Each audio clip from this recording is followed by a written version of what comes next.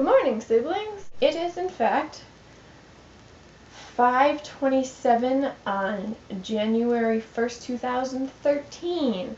I haven't decided exactly what I want to talk about today, but my Lego shelf is pretty cool. Actually, I wonder if you can see the whole thing. What if I put you there?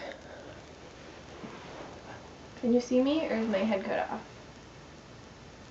Maybe I'll just slouch. As you know, both the Vlogbrothers have bookshelves in their backgrounds, which I think the background is important because it tells you a lot about the person in front of the background before you even hear them speak. I'm a dork who plays with Legos at almost 22 years old. The word background, though, is kind of weird. This is my back, and this is the ground. I would call it something else. I would call it behind, since it's behind me, and that's not a ground, that's a wall or bookshelf. So I might call it behind wall. Background might actually come from the ancient Romans and Greeks and plays, because that's when they first would paint, this flat sort of groundy space that would be in the back of the scene.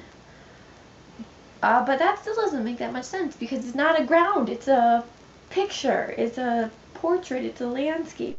It might be time for a piece of older sibling advice, as it is the turn of the new year. 2012 is over, and I freaking graduate in 2013, which hasn't happened since 2009, and that's a little bit scary.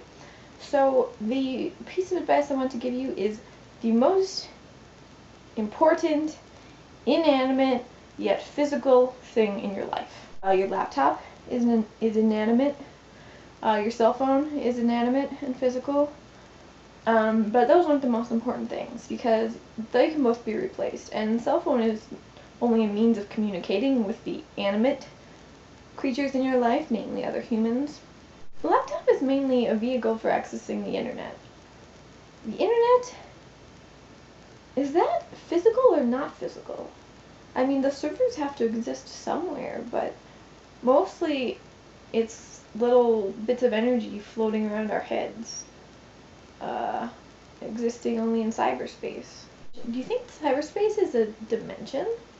Laptops and cell phones are not the most important inanimate yet physical things in the world because life existed before them. I suppose water is, because it's inanimate and it's physical and we need it to live, and the sun is physical and inanimate. This is advice from one college student to another college student and a future college student. The most two important inanimate yet physical things in your life are your external hard drive and the little black book in which you write everything. It's essentially where you put all your information, either physically handwritten or digitally encoded using bytes. So this is all the stuff that I worry that my brain itself can't remember, so I have to write them down physically. And I think I'll take this opportunity to remind you that yes, we are still doing weekly videos. I'm open to discussion, which day of the week it should be. It is a new season, semester, what have you, so we can certainly change the day of the week that it's due.